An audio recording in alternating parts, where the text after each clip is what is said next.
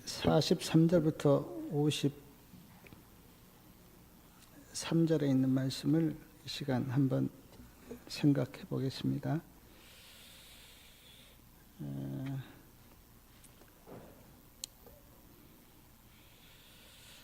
저는 오늘 본문의 말씀을 통해서 그 세 부류의 사람들을 제가 생각하게 되었는데, 첫 번째 사람들은 나사렛 사람들을 생각해 봤고요. 두 번째 사람들은 갈릴리인들, 세 번째 사람은 왕의 신하. 세 부류의 사람들이 우리에게 주는 그 영적 교훈이 무엇인지 이 시간 함께 나눠보고자 합니다. 43절을 보면 이틀이 지남에 예수께서 거기를 떠나 갈릴리로 가시며 친히 증거하시기를 선지자가 고향에서는 높임을 받지 못한다 하시고, 이틀 동안 예수님이 계셨습니다. 어디에 계셨냐 하면 사마리아 수가성 그 마을에 계셨어요. 사마리아 수가성에서 예수님께서 그 여인을 구원하시고 이틀 동안 그 동네 사람들에게 복음을 전하신 후에 예수님께서 거기를 떠나서 갈릴리로 가셨습니다. 자, 갈릴리로 가셨는데 갈릴리 바로 옆에 나사렛이라는 마을이 있고 예수님이 거기에서 자라셨습니다. 어머니도 거기 계세요. 형제들도 거기 사십니다. 저희들이 생각할 때는 예수님께서 갈릴리 나사렛 근처에 가셨으면 지금 유대를 다니시고 지금 사마리아를 거쳐서 갈릴리에 오랜만에 오셨는데 당연히 어머님이 계셨던 그 나사렛 마을에 들리시는 게 저희들의 생각인데 예수님은 나사렛에 가지 않으셨습니다. 시대의 소망에 보니까 나사렛에 가지 않고 나사렛 마을을 지나가시면서 갈릴리로 가시면서 44절 말씀을 하셨다 그렇게 나와 있는데, 친히 증거하시기를 선지자가 고향에서는 높임을 받지 못한다, 이 말씀을 하시면서 그냥 지나가셨어요. 사랑하는 여러분, 왜 예수님께서 나사렛에 들리지 않았을까요? 어머님도 계시고 형제들도 있고 동네 사람들도 있는데 왜 들리지 않았을까요? 인간적으로는 오랜만에 고향에 오셨으면 어머니도 뵙고 형제들도 뵀으면 좋았는데 예수님이 지금 들리지 않았어요. 왜냐하면 나사렛 사람들이 예수님을 배척하셨습니다.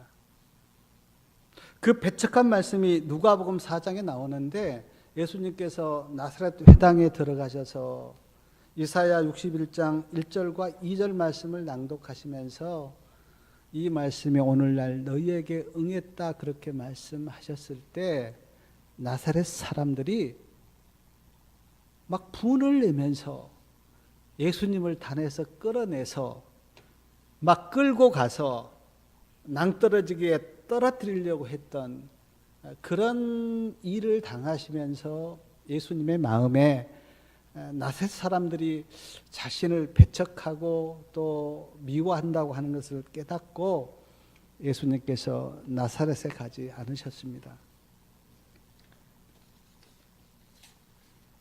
시대의 소망에 보면 이때 천사가 예수님을 보호하셨다 그렇게 기록되어 있는데, 이런 일 때문에 지금 예수님께서 나사렛을 들리지 않고 갈릴리로 가신 겁니다. 왜 나사렛 사람들은 예수님을 그렇게 배척했을까? 예수님이 어떤 분인가도 누구보다 더 잘 아실 건데 왜 예수님을 받아들이지 않고 그렇게 배척하고, 예수님께서 내가 이 땅에 구주로 오셨다고 하는 것을 이사야 60장의 말씀을 들어서 선언하셨는데 왜 그렇게 배척했을까? 제 생각에 어떤 편견 때문에, 어떤 선입견 때문에 그랬다는 생각이 듭니다.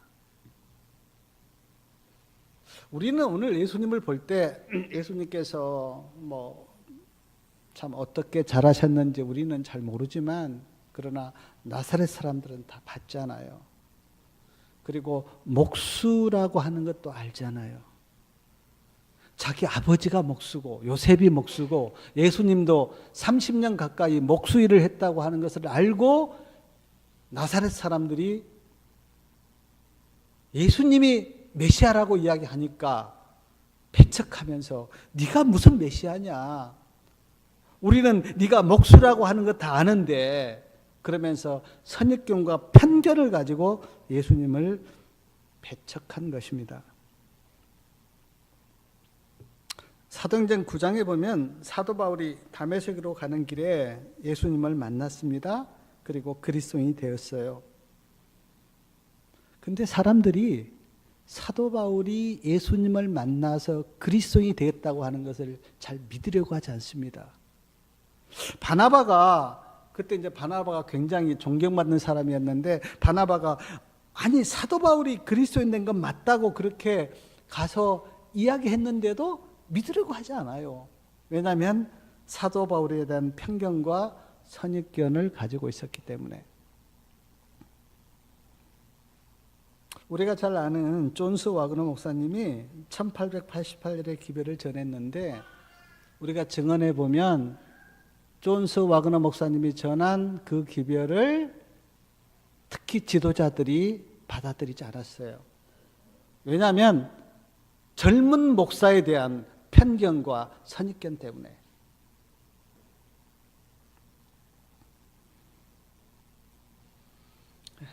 편견과 선입견은 아주 좋지 않습니다. 그건 우리에게 좋지 않아요. 근데 오늘 또 어떤 분들은 말씀을 보거나 들을 때 그 말씀에 대한 편견과 선입견을 가지고 있는 분들이 계세요. 그래서 어떤 말씀은 좋아하고 또 어떤 말씀은 싫어합니다. 자기 마음에 맞는 말씀은 받아들이고 자기 마음에 맞지 않는 말씀은 거절해요.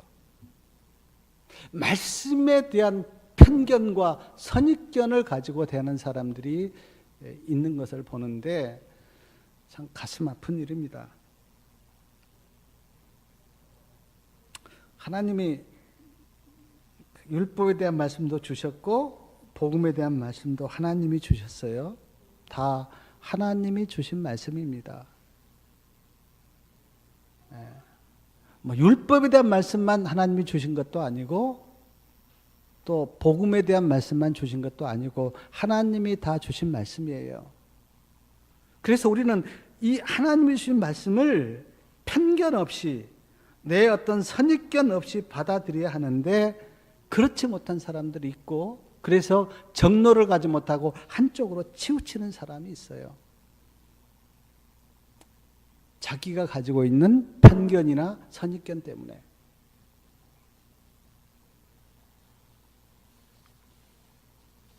하나님의 말씀을 듣지 않는 것도 문제지만, 제가 보니까 선입견과 편견을 가지고 말씀을 듣는 것도 문제입니다. 그것도 왜냐하면 한쪽으로 치우치게 하기 때문에. 정로를 가야 되는데 정로를 가지 못하고 한쪽으로 치우치기 때문에 편견을 가지고 말씀을 보거나 듣는 것도 문제예요.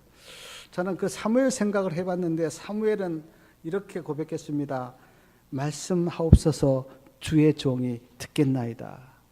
이런 마음을 가지고 우리가 하나님의 말씀을 들어야 되는데, 나사렛 사람들처럼 어떤 편견과 선입견에 우리 마음이 차 있으면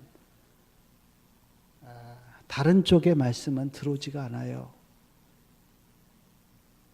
저는 과정교과와 대총에서 나온 목사님들이 그렇게 많은 말씀을 정로로 가르쳐 줬는데 왜 이 백성들이 한쪽으로 치우친 사람이 있을까?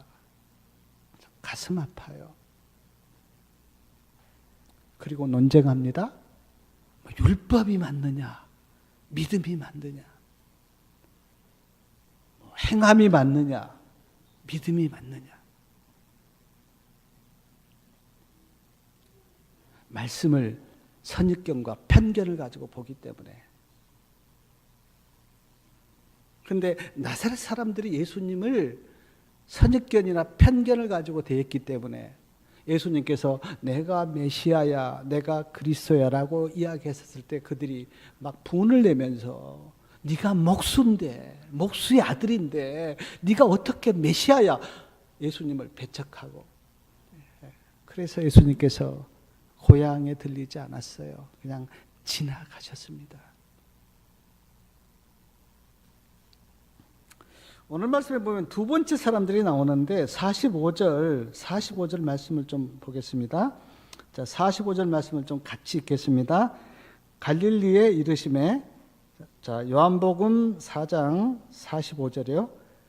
자, 말씀을 다 같이 읽겠습니다. 갈릴리에 이르심에 갈릴리인들이 그를 영접하니 이는 자기들도 명절에 갔다가 예수께서 명절 중 예루살렘에서 하신 모든 일을 보았음이더라. 갈릴리인들은 예수님을 영접했습니다. 근데 영접한 이유가 뭐냐면 명절, 여기 명절은 지금 6월절을 가리키는데 명절에 갈릴리 사람들이 예루살렘에 갔는데 예루살렘에서 예수님께서 기적을 행하셨어요. 근데 그 기적이 뭐냐면 성전을 정결케 하신 일입니다. 그거를 목격하고 갈릴리인들은 예수라는 저분이 선지자구나. 왜냐하면 그때 아무도 성전을 정결케 못했는데 예수님이 그 어떤 신성이 번쩍해서 성전을 정결케 하시고 거기에서 하나님을 찬양했는데 그거를 보고 갈릴리 사람들은 예수라는 저 사람이 보통 사람이 아니고 하나님이 보낸 선지자구나, 그렇게 생각을 했습니다. 그리고는 예수님을 영접했어요.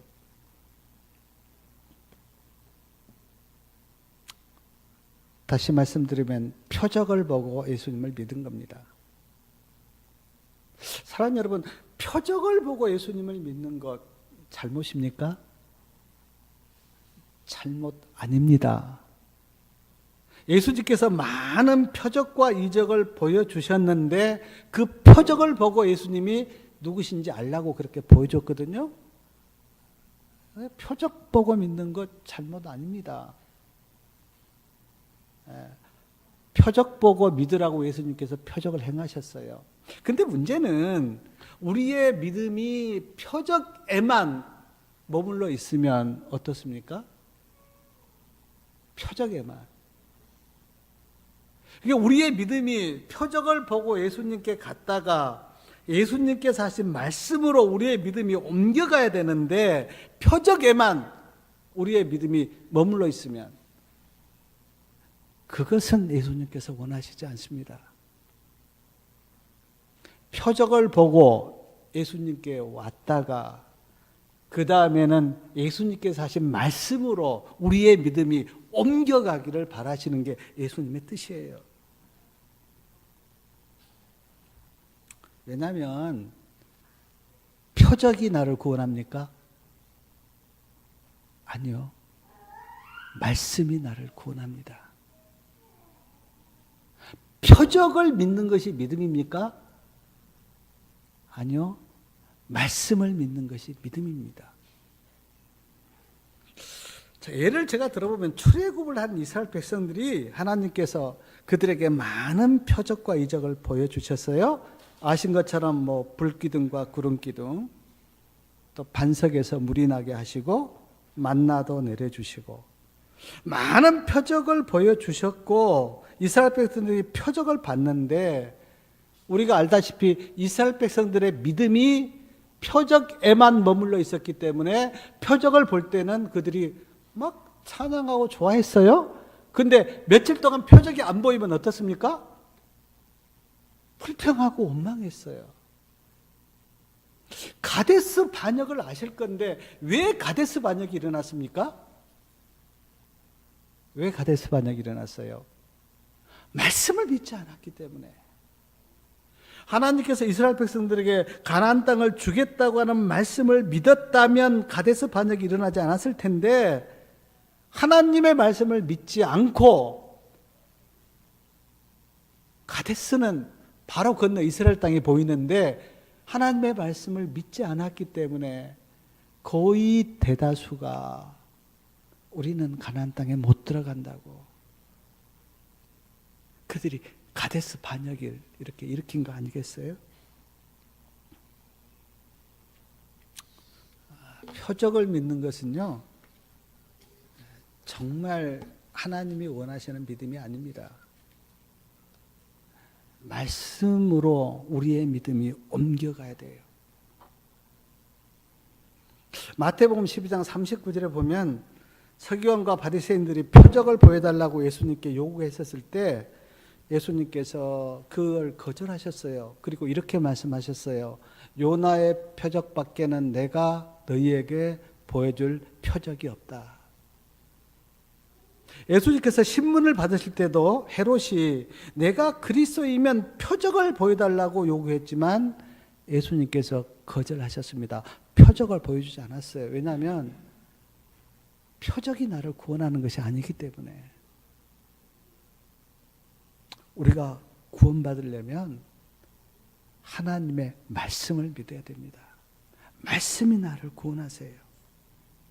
우리가 엄청난 표적을 봤다고 해서 그것이 나에게 구원이 아니라 하나님의 말씀을 내가 믿을 때 그 말씀이 나를 구원을 해요.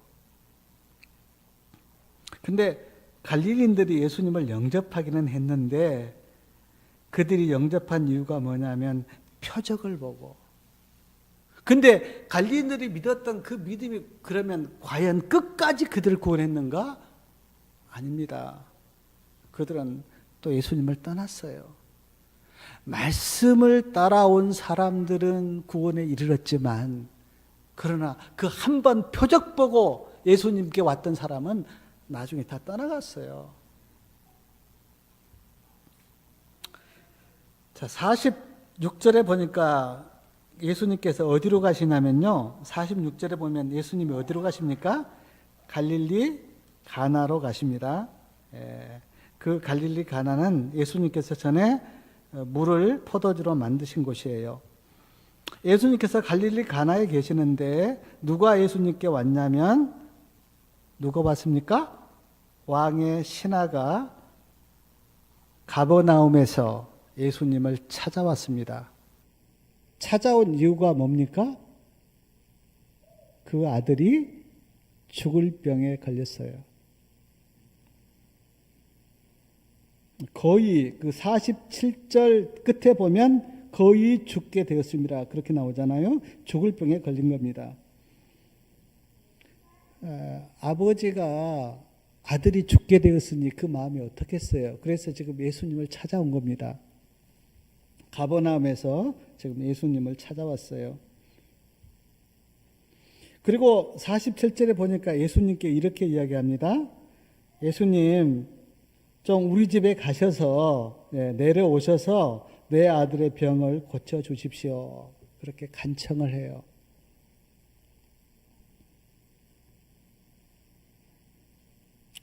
근데 예수님께서 그 아들의 병을 고쳐달라고 하는 그 왕의 신하, 그 아버지의 마음을 예수님께서 아셨습니다. 그리고는 48절에 보니까 예수님께서 가라사대 너희는 표적과 기사를 보지 못하면 도무지 믿지 아니하리라. 왜 이 말씀하셨냐면 지금 그 자기 아들이 아픈 아버지의 믿음이 뭐냐면 표적을 보여주면 믿고, 그러니까 그 표적이 뭐냐면 내 아들을 살려주면 내가 예수님을 믿고 내 아들을 살려주지 않으면 믿지 않겠다고 하는 그 아버지의 마음을 아시고 예수님께서 책망을 하세요. 너희는 표적과 기사를 보지 못하면 도무지 믿지 아니하는구나 라고 이제 책망을 하세요. 근데 49절에 보니까 이 책망을 듣고도 그 아버지는요 다시 예수님께 간청합니다. 주여 내 아이가 죽기 전에 내려오십시오. 그렇게 다시 간청을 해요. 왜냐하면 아들을 살리고 싶어서. 근데 이 간청에도 불구하고 예수님께서요, 가버나움으로 가지 않고 예수님께서 오늘 아까 읽었던 그 말씀을 하십니다. 자, 50절 말씀 좀 우리 다 같이 읽겠습니다. 좀 졸리기도 하고 50절 말씀, 예수께서 가라사대 가라 내 아들이 살았다 하신대. 예수님께서 안 가세요. 집으로 좀 가시자고 그렇게 간청을 하는데도 예수님이 안 가십니다. 그리고 말씀만 하십니다. 가라 내 아들이 살았다. 말씀만 하세요.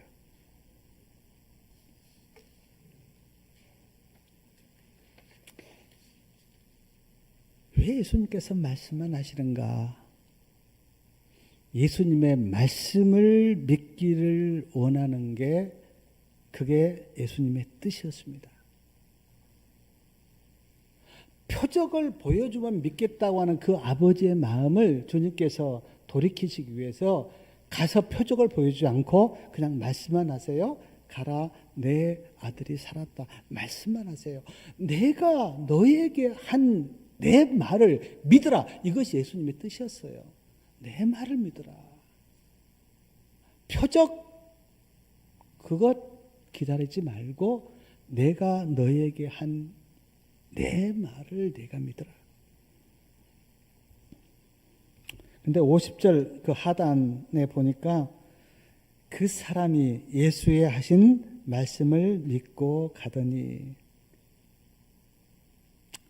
그 사람이 예수님께서의 말씀을 믿었습니다. 그리고는 믿고 집으로 갔어요. 지금 예수님은 갈릴리 가나에 계시는데 갈릴리 가나에서 가버나움까지 거리가 얼마인지 제가 정확히는 모르지만 52절의 말씀에 보니까 어제 제 7시에 열기가 떨어졌나이다 라고 하는 걸 보면 지금 어제 예수님의 말씀을 들었고 그 말씀을 믿고 지금 하룻밤을 걸어서 자기 집으로 왔거든요. 그러니까 굉장히 좀 가까운 거리는 아니에요. 하룻밤을 걸어서 왔기 때문에. 근데 지금 그 예수님께서 하신 말씀을 붙들고 지금 하루를 지금 밤을 걸어서 집에 왔는데 지금 같으면 예수님께서 말씀하실 때 전화 걸어서 내 아들이 살았느냐고 그렇게 확인해 볼 수도 있지만 그때는 그럴 수도 없잖아요. 전화가 있는 것도 아니고. 그래서 지금 예수님의 말씀을 붙들고 하룻밤을 걸어서 자기 집에 왔거든요.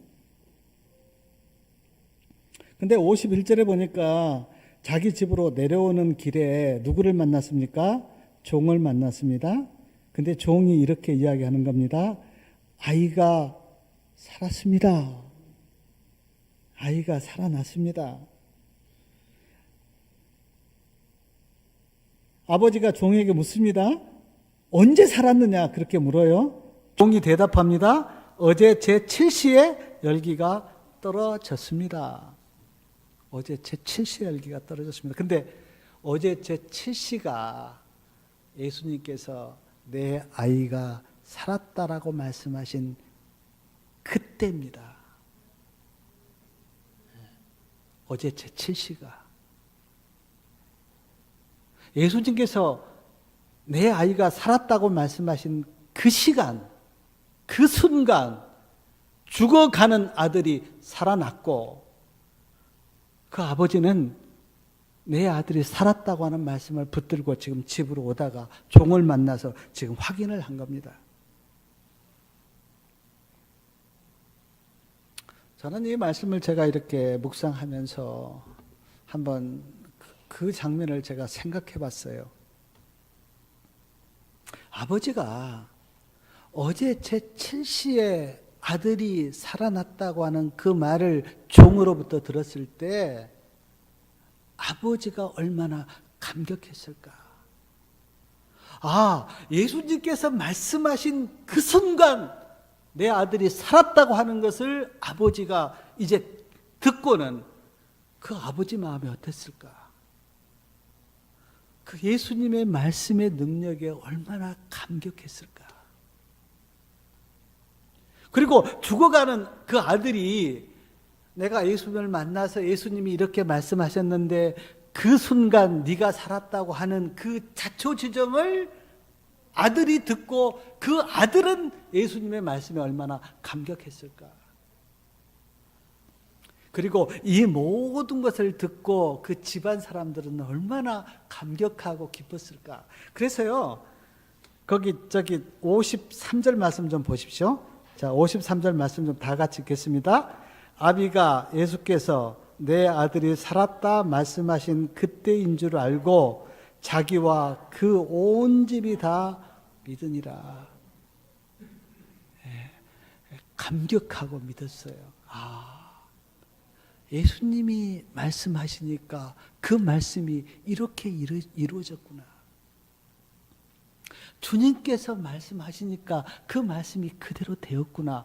아버지도 감격하고 죽어가는 그 아들도 감격했을 것이고 가족들도 그걸 보고 감격했을 것이고, 그래서 온 가족이 다 예수님을 믿었다. 그렇게 성경에 기록되어 있습니다.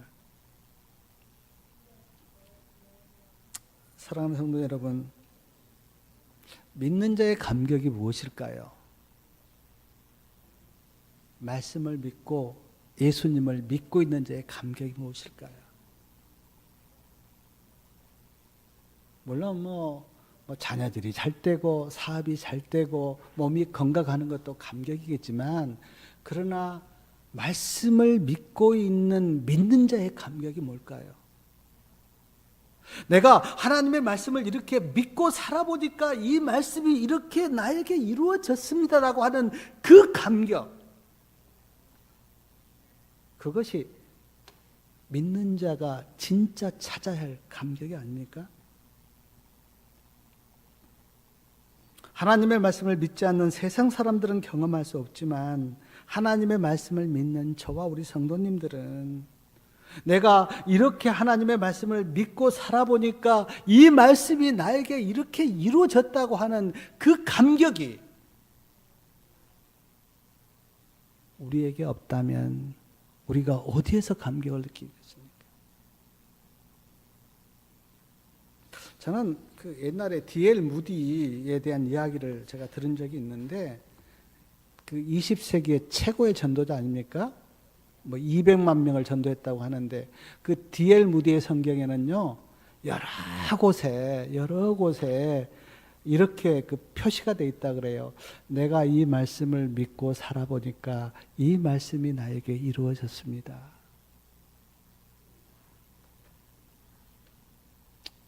말씀이 나에게 이루어지는 걸 보면서 아버지가 느꼈던 감격이, 예수님께서 내 아들이 살았다고 하는 이 말씀을 믿고 집에 와 보니까 그 말씀이 이루어진 걸 보면서 아버지가 감격하고 예수님을 믿었듯이, 우리도 창세기부터 계시록까지 하나님의 말씀을 읽으면서 내가 이 말씀을 믿고 살아보니까 이 말씀이 나에게 이루어졌다고 하는 감격, 이것이 그리스도인이 느껴야 할 감격이 아니냐고요.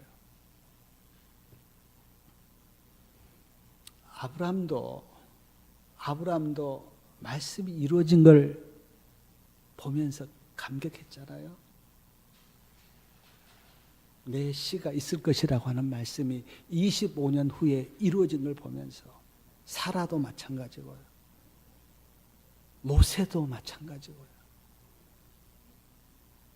다윗도 그 10대 중반에 기름 부음을 받았는데 다윗이 왕이 되면서 다윗이 감격했잖아요.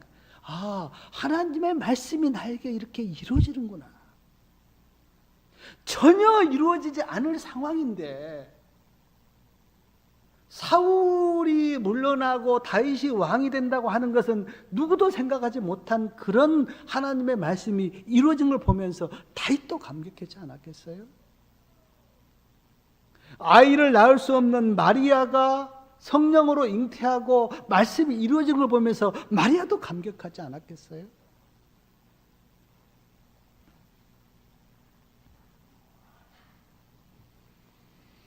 그래서 시대소망 85페이지에 보면 이런 말씀이 있습니다. 이 세상에서 우리가 의지해야 될 오직 한 가지는 하나님의 말씀이다. 왜냐하면 말씀은 그대로 이루어지기 때문에. 그리고 우리를 하늘 본향으로 인도할 것은 다른 것이 아니고 하나님의 말씀이기 때문에.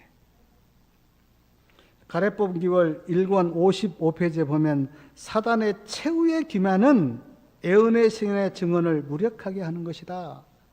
사단의 최후의 기만이 뭐냐면 하나님의 말씀을 믿지 못하게 하는 것, 애언의 신을 부정하게 하는 것. 그래서 그런지 지금 요즘 여러 곳에서 애언의 신을 부정하는 사람들이 있는데 아닙니다. 우리가 붙잡아야 될 것은 오직 하나님의 말씀과 증언이에요.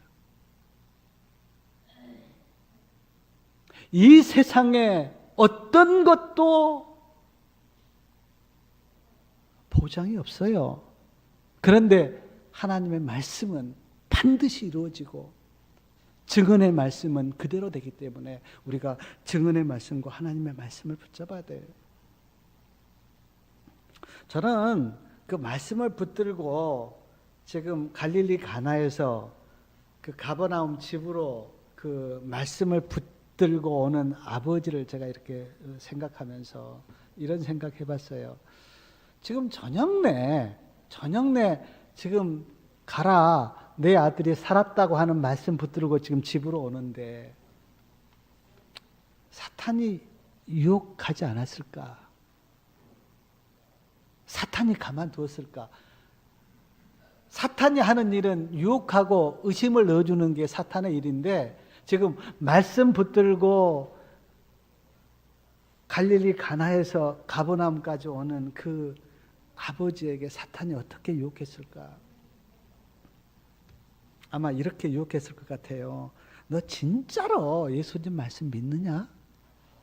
아니 어떻게 말씀만 한다고 죽어가는 아들이 살아나느냐? 내 눈으로 보기 전에는 예수님의 말씀 믿지 말라. 사탄이 유혹했을 거예요. 저에게도 때때로 사탄이 유혹합니다. 정말 부활을 믿느냐? 예수님의 재림을 진짜 믿느냐? 그런 유혹이 제 마음에 들어와요. 아마 그 예수님의 말씀을 붙들고 가는 그 아버지에게 사탄이 지금 밤새도록 지금 집을 향해서 걸어가고 있는데 사탄이 그런 유혹을 했을 겁니다. 근데 애은혜 씨 말씀 보니까요. 아무리 제가 찾아봐도 이 아버지가 사탄의 유혹에 마음이 흔들렸다는 말씀은 제가 못 찾았어요. 아버지는 예수님의 말씀을 붙잡았습니다. 그리고 그 말씀을 붙들고 집으로 갔어요.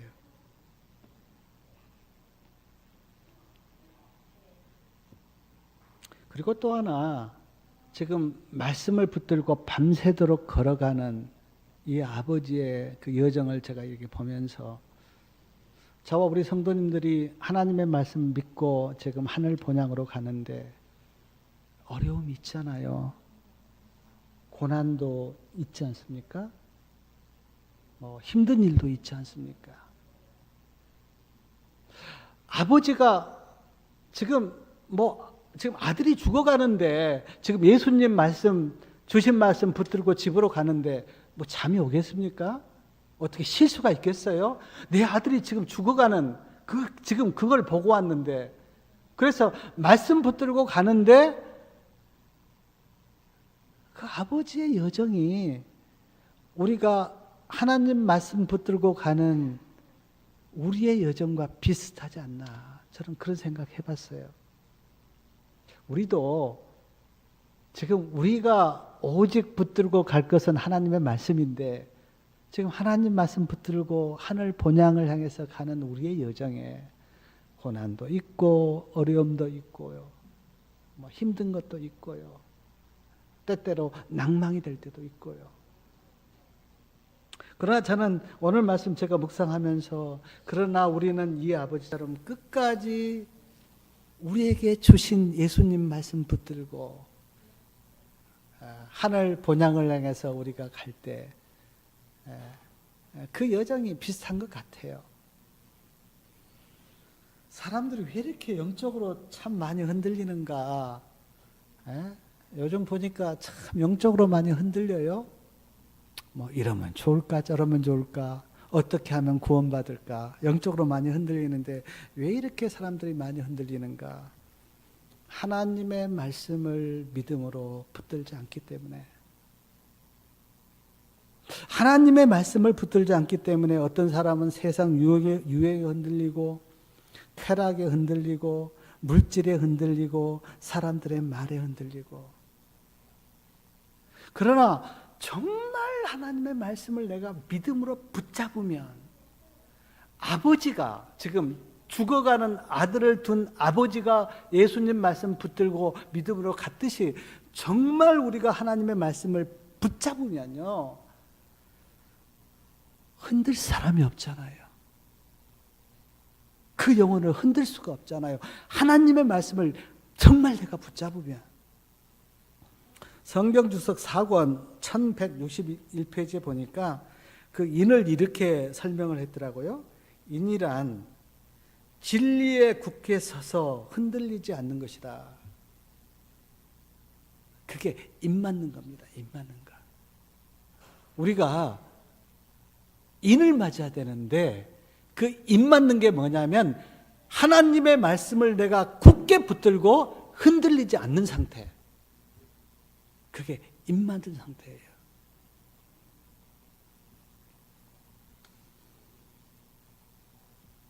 정말 하나님의 말씀을요 정말 붙들고 있으면 그 영혼을 그 누구도 그 어떤 것도 흔들 수가 없어요.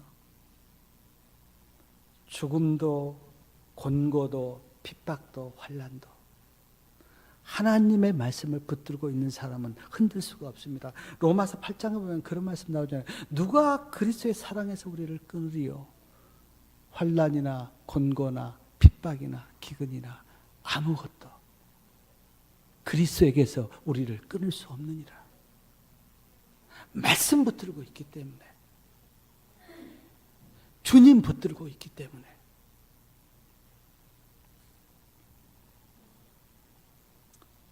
상황이 좋아지고 형편이 좋아질 것이라고 기대하지 마십시오. 말씀에는 그렇게 돼 있지 않습니다. 마지막 때가 될수록 재앙이 많아질 것이고 사람들은 더 악해질 것이고 노아 때처럼 사람들은 더 쾌락을 사랑할 것이고 계시록 12장 12절에 그 말씀 보면서 제가 참 마음이 삼짓했는데 말씀에 이렇게 되어 있어요. 마귀가 자기 때가 얼마 안 남은 줄을 알고 그 다음에 크게 분내어 저희에게 내려갔다. 마지막 때 상황 아닙니까? 마귀가 자기 때가 얼마 안 남은 줄 알고 크게 분내어 저희에게 그리스도인에게 내려갔다. 상황이 좋아지지 않습니다. 더 어려워져요. 그러므로 우리는 하나님의 말씀을 붙들어야 합니다. 그것만이 우리가 구원받을 수 있는 유일한 길이에요. 제가 오늘 설교 제목을 예수님께서 원하시는 믿음 그랬는데 지금 나사렛 사람들은요 그냥 선입견과 편견을 가지고 예수님을 거절해 버렸습니다. 갈릴리 사람들은 표적을 보고 예수님을 받아들였어요. 아버지가 좀 내려가셔서 나에게 좀 표적을 보여주십시오. 우리 애 좀 주님께서 살려주십시오. 그렇게 요구했을 때 예수님이 가지 않고 말씀만 그에게 주었습니다. 예수님이 정말 우리에게 원하시는 게 뭘까요? 주님께서 우리에게 주신 말씀을 붙드는 믿음을 가지라고. 상황이 좋아서 무슨 표적을 보고 믿는 사람은 상황이 나빠지고 표적이 안 보이면 그 믿음이 흔들리죠. 그래서 어떤 사람들은 막 표적 보고 왔다가 표적이 안 보이고 막 상황이 어려워지면 또 흔들려서 예수님이 살아계신지 안 살아계신지, 예수님이 계신지 안 계신지 또 막 그 믿음이 흔들리잖아요. 그런 믿음은 주님께서 원하시지 않습니다. 왜냐하면 마지막 때 상황은 더욱더 안 좋아질 것이기 때문에. 정말 오늘 예수님께서 우리에게 원하시는 믿음이 있는데 그 믿음은 우리에게 주신 하나님의 말씀을 아버지처럼 굳건하게 믿고 하늘 본향을 향해서 가는 것, 그것을 예수님이 원하십니다. 사랑 여러분, 아침마다 기도력 보시고 과정책 보시고 성경 연구하는데 한번 좀 자신에게 물어보십시오. 내게 주신 그 말씀을 나는 얼마나 붙들고 믿고 있는가?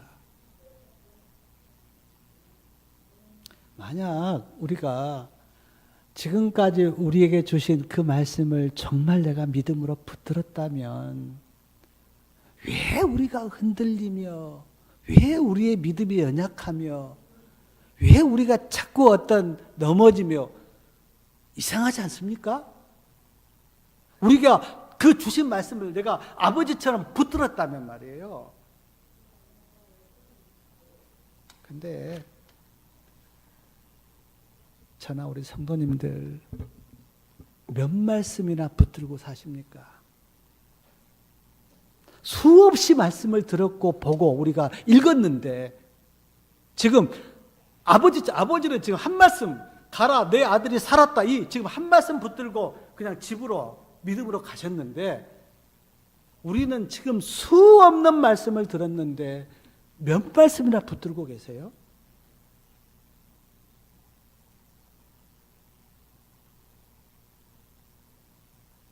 말씀을 내가 붙들지 않으면 우리가 들었고 받던 말씀이 무슨 의미가 있습니까?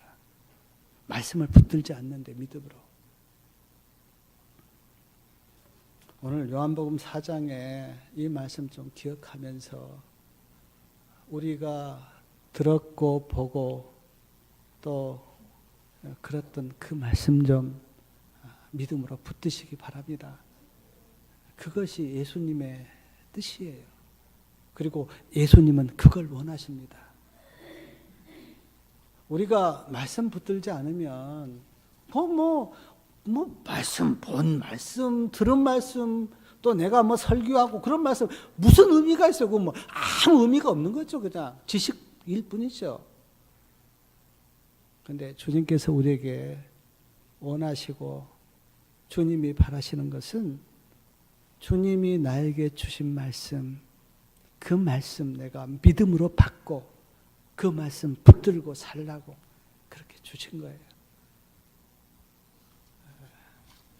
오늘부터 정말 우리에게 주신 그 말씀들을 한 말씀 한 말씀 내가 믿음으로 받고 붙들어서 하늘 본향을 향해 가는 우리의 여정길에 정말 하나님의 말씀 붙들고 끝까지 승리하는, 그래서 우리가 다, 저는 이 아버지가 예수님께서 집으로 오는 그 여정이 마치 우리가 정말 하늘 본향을 향해 가는 그 여정, 저는 그렇게 느꼈거든요. 그러니까 우리가 하늘 본향을 지금 향해서 가고 있는데 그 하늘 본향을 향해서 가는 이 여정길에 우리가 꼭 붙들어야 될 것이 하나가 있는데 그게 뭐냐면 하나님의 말씀입니다. 말씀 붙들고 끝까지 승리하시고, 유혹도 있을 겁니다. 시험도 있을 거예요. 그러나 하나님 말씀 붙들고 가는 그 사람에게는 사탄이 어떻게 할 수가 없어요. 말씀을 붙들고 있기 때문에. 그러나 말씀이 없는 사람은 넘어지고 유혹당하고 또 떠나고 막 그럴 겁니다. 하나님 말씀 붙들고 끝까지 승리하는 저와 우리 성도님들 되시기 바라면서 말씀을 마치겠습니다.